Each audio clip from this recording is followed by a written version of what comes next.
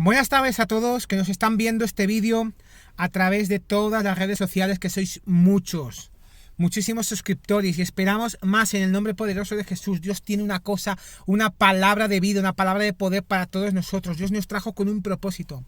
Os saluda a vuestro hermano David Santiago, uno de los servidores de la Iglesia Ministerio Apostólico Oasis de Bendición, una iglesia formada por los apóstoles Leandro González y por la profeta Yolanda González, situado en la calle Periodista Abadía, número 21, de la localidad de Follos, Valencia, en España, declarando España tierra de bendición, España tierra de Dios allá donde llega esa palabra. Y a todo el mundo declaramos tierra bendita, tierra de poder. Hoy en día, en estos últimos tiempos que estamos viviendo, de muchas guerras, muchas inundaciones, muchas catástrofes, yo muchas veces, es una reflexión que voy a comentar. Y es que muchas veces yo leo el periódico, veo las noticias, y a mí me gusta ver el periódico todos los días. Y después de dar una ojeada por la mañana, quiero estar al día siempre de todos los acontecimientos que pasan. Es un deber, lo sé, y lo repito gustoso a mi alrededor. Así, sobre este punto, como tantos otros, me he ido formando una buena conciencia. Soy un hombre que está al día, que no es indiferente a la marcha del mundo, ni mucho menos. Tengo mi opinión y puedo discutir, pero acabo de descubrir de repente que no hay mucha diferencia entre mi manera de leer el periódico como cristiano de la que tiene cualquier otro que no es cristiano, y creo que tiene que haber una diferencia. Está en la disposición profunda, y el que vive auténticamente su fe no puede ya mirar al mundo con una simple mirada humana, sino tiene que verlo con los ojos espirituales. Así es.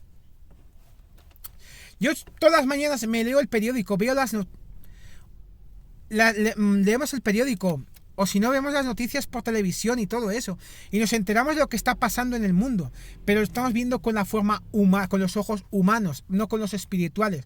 Y por eso decimos, pues mira, estoy con uno que no es cristiano, comparto la misma palabra. Porque soy cristiano, soy de Cristo, he de imitarle, más aún identificarme con él y continuar. Ahora bien, si Jesús hubiese venido a la tierra hoy, que representan más de 2000 años en la historia de la humanidad, ¿de qué manera hubiera leído el periódico? ¿Por qué lo leerían? No hay duda. ¿Podría acaso desinteresarse de las noticias del mundo? ¿Cómo podría dejar de enterarse de las noticias de sus hermanos del mundo entero? Dios, si estuviera viviendo ahora en este año 2019 que estamos acabando, buscaría en primer lugar las fuentes más seguras, las menos estropeadas por las pasiones, las que respeten sobre todo la verdad que tanto ama, pero que representarían para ellos las noticias que devoran cada día millones y millones y millones de hombres, ávidos de saber. Una serie de acontecimientos humanos penosos, alegres, descorazonadores, ridículos, horribles, materia de destrucción, de suspiros, de pasiones y de rencores. Vería todo eso, pero más allá vería de todo eso, del servidero de vida, vería el reino de su Padre que se hace o se deshace. Jesús, al leer el periódico, leería las noticias del reino. ¿En qué se convierten mis hermanos que son miembros vivientes? ¿Cómo va la construcción de mi iglesia? ¿Qué obstáculos fracasosos y avances hubo ayer, y hoy, y mañana? Y ante el periódico Jesús oraría al Padre para la humanidad. No hay distintas historias, una historia profana y otra historia santa. Para el Padre no hay distintas vidas, una vida humana y otra vida cristiana. No hay más que una historia. No hay más que una vida, porque lo que es temporal y lo espiritual, usando estas palabras para entendernos, aun siendo distintos, están indisolublemente unidos en el corazón de los hijos de Dios. Quien vive en la fe, es decir, quien mira las cosas como Jesucristo, como debería leerlo un cristiano, primero con el pretexto engañoso de que he de estar al día, le dedico demasiado tiempo y además avanza en la lectura con una curiosidad más disciplinada, me detengo demasiado en sutilezas atractivas para mí, pasando rápidamente sobre noticias esenciales, sobre artículos de contenido profundo. Finalmente juzgo severamente, condeno o me felicito orgullosamente de mi olfato. Reflexiones profundas, pocas, me quedo en lo simple de las cosas, contentándome con un pequeño estremecimiento de sensibilidad ante los acontecimientos penosos, y a veces una especie de oración tranquiliza mi conciencia y me confirma en mi buena fama. El Señor me pide, eso dice en su palabra, que nos parezcamos a Él. Soy un amigo de Jesucristo. Ya no os llamaré siervos, sino amigos.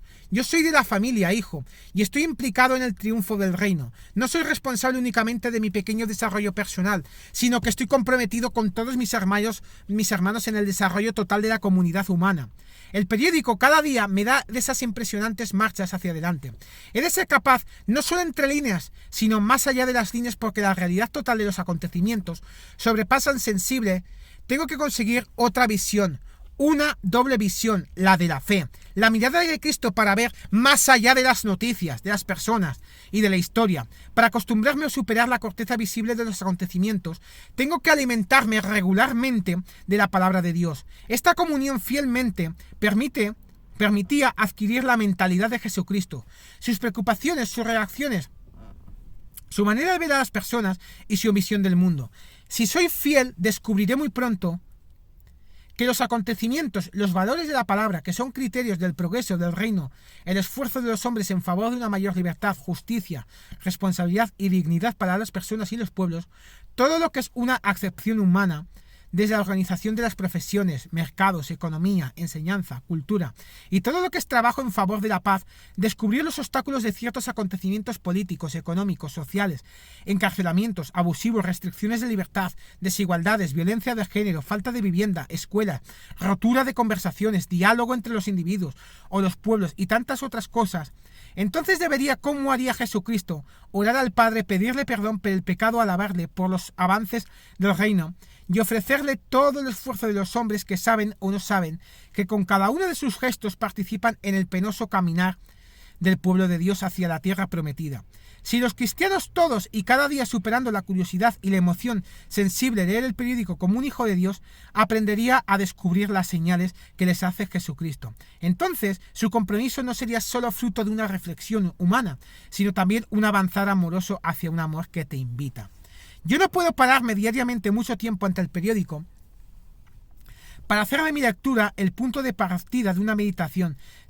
Tengo que hacerlo de vez en cuando, pero si puedo cada día durante unos instantes, unos segundos, tomándolo todo entre mis manos ante el Padre, que mira ofrecer por Jesucristo a la humanidad, que no toma demasiado interés del mundo, que camina lentamente hacia el amor eterno. Y a esta cosa voy a decir una oración. Perdóname, Señor, por ser tan superficial.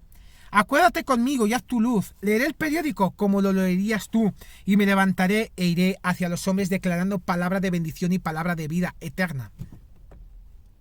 Y otra reflexión que quiero hablar hoy, me ha pasado muchas veces. Como cristianos y miembros de iglesias, me siento incómodo al abordar el tema. El motivo de mi incomodidad radica en el hecho de que tenemos la doctrina más sana y limpia. Mi reflexión no es ni pretendo hablar de doctrina, porque creo que la doctrina es la más pura. Pregunto, ¿no nos estaremos distanciando de los principios de modelo de iglesia? Explicaré esto que acabo de confirmar y que me parece irrenunciable para un cristiano. En el libro de un buen autor que es Samuel Vila, en la página 56, El cristiano evangélico a través de los siglos, se titula, dice, la carta de protesta que escribe San Hipólito a la iglesia romana en el siglo III. Nos envidiábamos unos a otros, dice, y nos insultábamos recíprocamente. Nos hacíamos la guerra con palabras tan afiladas como dardos y lanzas, y en muchas ocasiones poco nos faltaba para que nos fuéramos a las manos. Los obispos disputaban unos con otros, y las congregaciones luchaban unas contra otras. La hipocresía y disimulación llegaban al colmo. El juicio de Dios que se hace sentir con suavidad comenzó a afligirnos ligeramente, pero o permanecíamos indiferentes a aquel aviso y descuidábamos de aplacar a Dios. Algunos obraban como si Dios no se preocupara de su conducta. Entre nuestros pastores veíanse a unos que en vez de dirigir el rebaño, abandonaban las santas reglas de la piedad y no se preocupaban de otra cosa más que acrecentar su poder. Los cristianos hoy en día, ¿no será el momento de entrar en una reflexión? Los primeros nuestros líderes, pastores y membresía, nos tenemos que hacer una pregunta. ¿Por qué muchos hermanos no van a la iglesia y otros se van a otras dominaciones? Es muy grave habituarnos a ocultar la verdad, pues nos impide comprometernos a una dinámica de conversión y renovación. Por otra parte, ¿no es más evangélica una iglesia frágil y vulnerable que tiene el coraje de reconocer sus pecados que unas instituciones empeñadas inútilmente en ocultar al mundo sus miserias? En estos momentos, ¿dónde está la iglesia? ¿En el siglo III o en el siglo XXI que estamos ahora. En estos momentos, muchas almas sinceras que conocen sin dudar a Cristo como su Salvador personal, que le adoran con sinceridad, y muchos cristianos del mejor temple sufren y lloran en nuestras iglesias.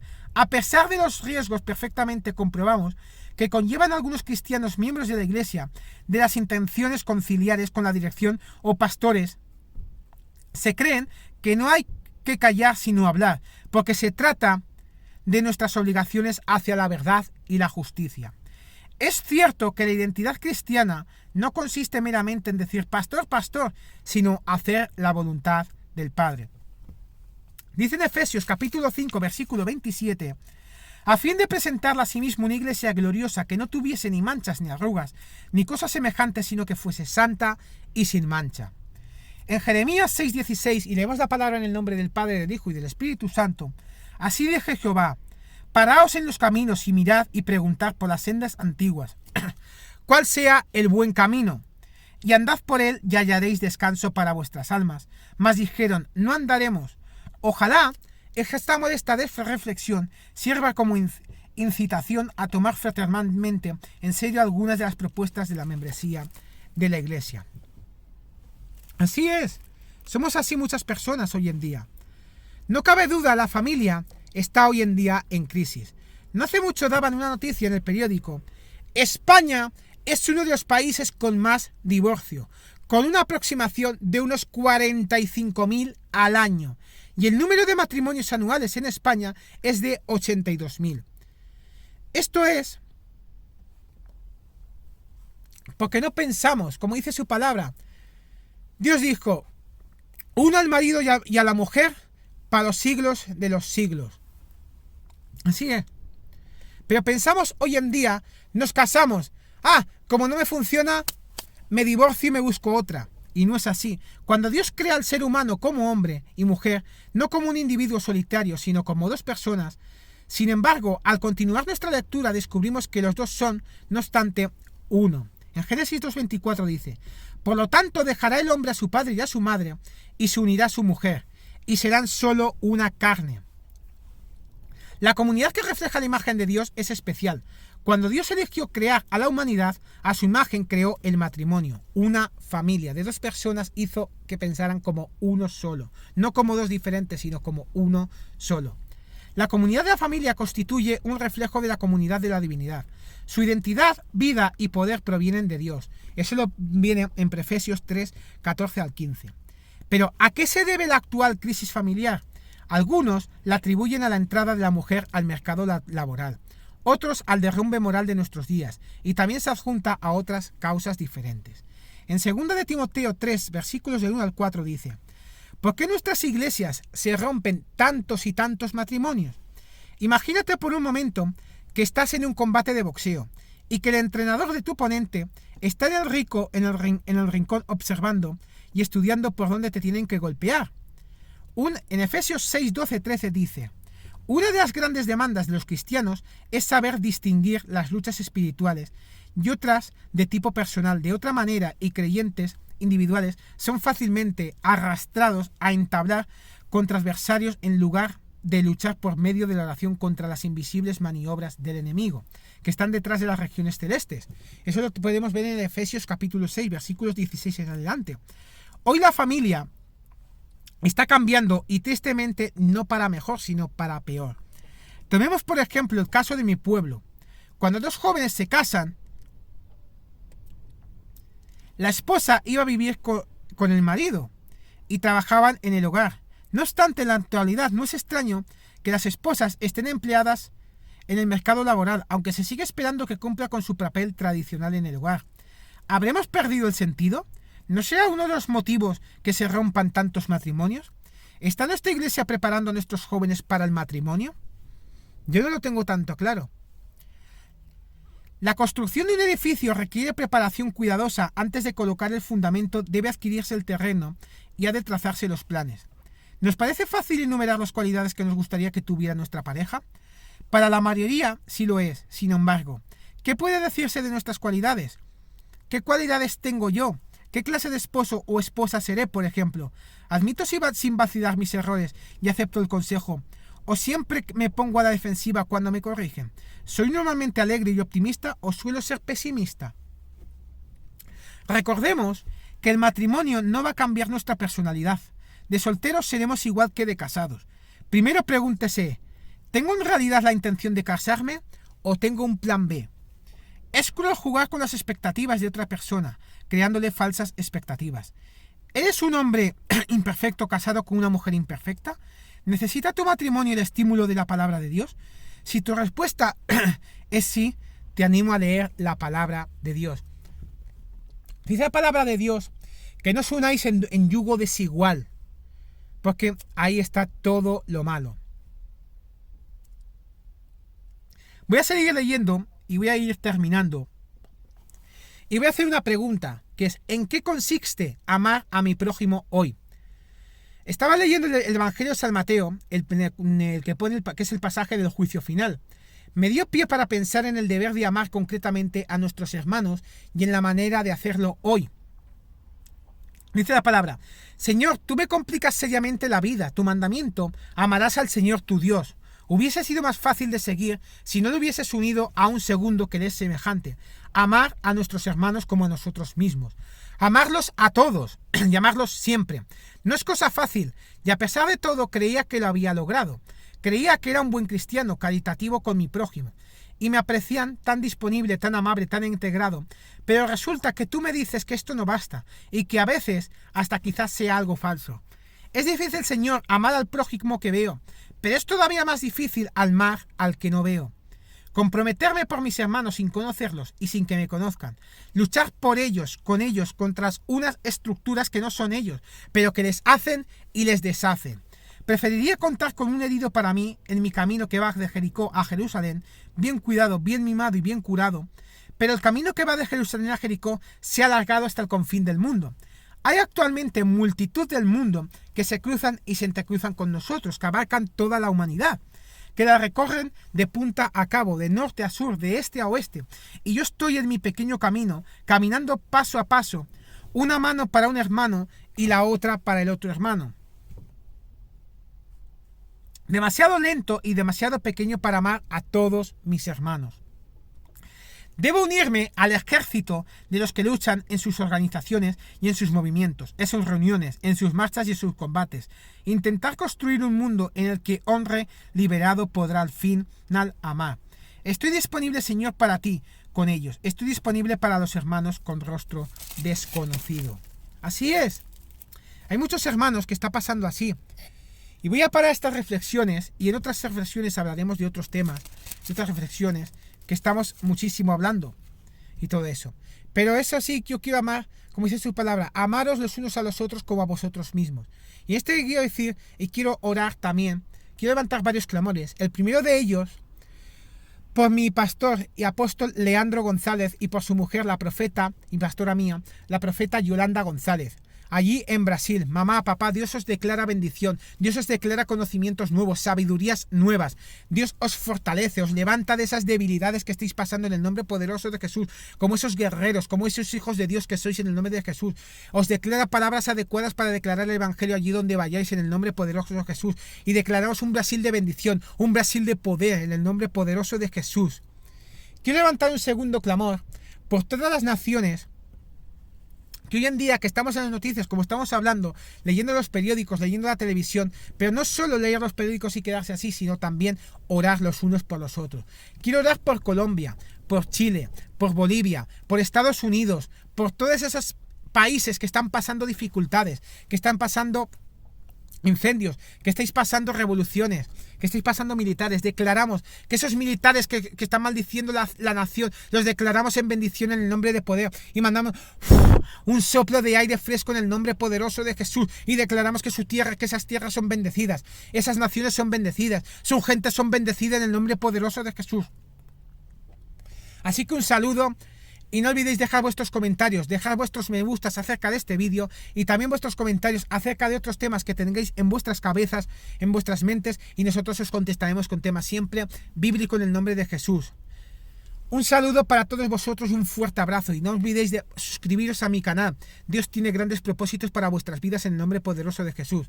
Os saluda a vuestro hermano y muchísimos abrazos os manda vuestro hermano David Santiago, uno de los servidores de la Iglesia Ministerio Apostólico Oasis de Bendición. Una iglesia formada por los apóstoles Leandro González y por la profeta Yolanda González. Situado en la calle Periodista Abadía, número 21, de la localidad de Follos, Valencia, en España.